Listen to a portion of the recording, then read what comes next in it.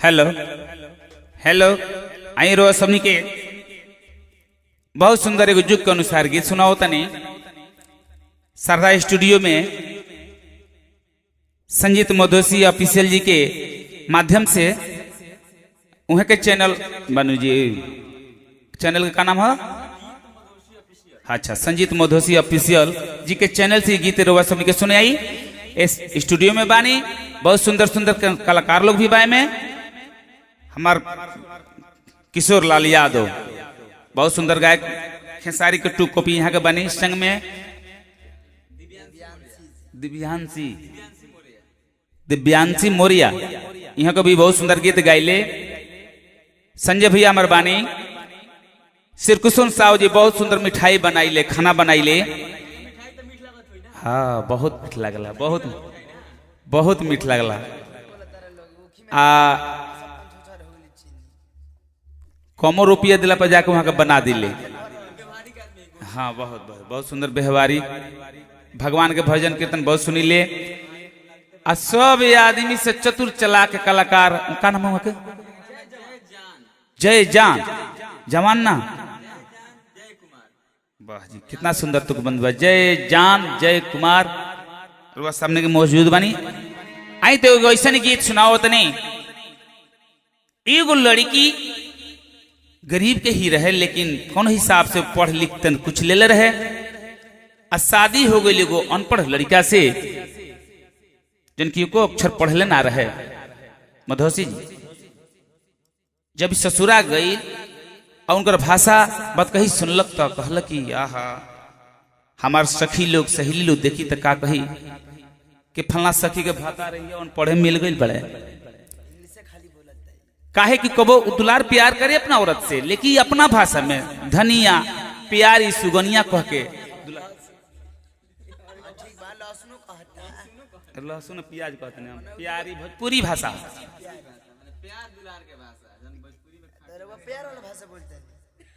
हाँ मेरा से मारपीट कर जाला भेड़ा हुआ का सुने मेरा मार कर वाला चीज है इंसान रहता तो मेहरारू दुलार कर वाला चीज है नहीं उमारे वाला चीज है सुना डिस्टर्ब मत करो पहले एगो बात सुन ला प्यार उहे करेला जे इंतजार करेला आपन दिल और जान के निछवार करेला प्यार ऊ का करी जे प्यार ना करेला अभाव ऊ का जानी जे बाजार ना करे जे कब बाजार ना कर का जानते कहलुआ अलुई कैसे किलो बा आ दिल के दर्द जिकरा लगे दिल होई उहे प्यार करला तारा ऐसा सोच थोड़ी करी अखिया ऊ है बाबा किर ऊ कटार नइखे अखिया ऊ है बाबा किर ऊ कटार नइखे कजरा ऊ है बाबा किर उधार नइखे आर समैया के धारा में बह जाला सभे दोसे में हमारे और तुहार नहीं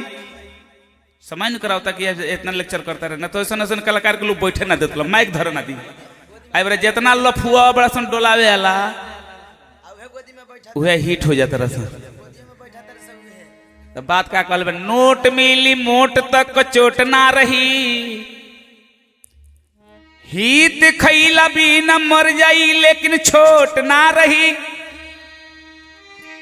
ऐसन मारे मारे की कहरत रही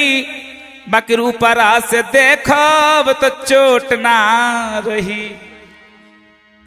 बुरबक आदमी लाठी चला के कपाट फोड़ दी संजय भैया लेकिन चला के बनी ऐसा बात से मार के दिया रात भर नींद ना लगी हार्ट अटैक करी तो देखिए यही प्यार के सिलसिला में एगो औरत ओकरा महसूस भई कि हमार हस्बैंड यदि ऐसा बाड़े तो हमार सखी सही लोग कही लो आ कोनो बढ़िया औरत अपना पति के शिकायत सुने के ना चाहे समझावत है कि ना रो ई भाषा ना हे भाषा से हमरा से बात करी कैसे कहतिया कि प्यारी हो प्यारी जानी कहो हो पिया हेलो डार्लिंग कहो। कहते कुछ कुछ अंग्रेजी जान जाए तो हमरो भरम बच जाए। लोग कही कि ना ना ओकरो भातार पढ़ल बुझाता रहे, तोरा के थोड़ी कहते नहीं। अरे वो मौगी अपना मर्दा कहते रहे कि प्यारी हो प्यारी जनी कहो हो पिया हेलो डार्लिंग कहो। कहिए से तोहारा के देतबानी वार्निंग हेलो डार्लिंग कहो। कहिए से तोहारा के देतबानी वार्निंग हेलो डार्लिंग कहो। कल की सीख लन, कल की है ना दो चार गो और सीख ली तो का कह दिया। रोटी के ब्रेड कहो राइस कहो चावल के, सब्जी के वेजिटेबल पल्स कहो दाल के। दिनवा के डे कहियो सुबह के मॉर्निंग हेलो डार्लिंग कहो। दिनवा के डे कहियो सुबह के मॉर्निंग हेलो डार्लिंग कहो। कहिए से तोहारा के देतबानी वार्निंग हेलो डार्लिंग कहो। कहिए से तोहारा के देतबानी वार्निंग हेलो डार्लिंग कहो। कल की सीख लन कि ये लिखना। अखिया के आई कहो चिक कहो गाल के, कनवा के ईयर कहो हेयर कहो बाल के। सिखाओ दिया कि अखिया के आई कहो चिक कहो गाल के, कनवा के ईयर कहो हेयर कहो बाल के। और का और कहतिया हार के नेकलेस कहियो नथिया के नोजरिंग हेलो डार्लिंग कहो। हार के नेकलेस कहो नथिया के नोजरिंग हेलो डार्लिंग कहो। कहिए से तोहारा के देतबानी वार्निंग हेलो डार्लिंग कहो।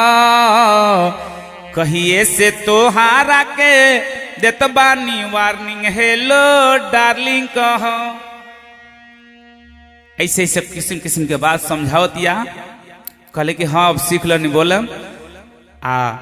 ऐसे हमरो सबने के ऐसे कहते कि महसूस करी पढ़ल लिखल आदमी के अनपढ़ मिलल तो कितना दुख बुझला।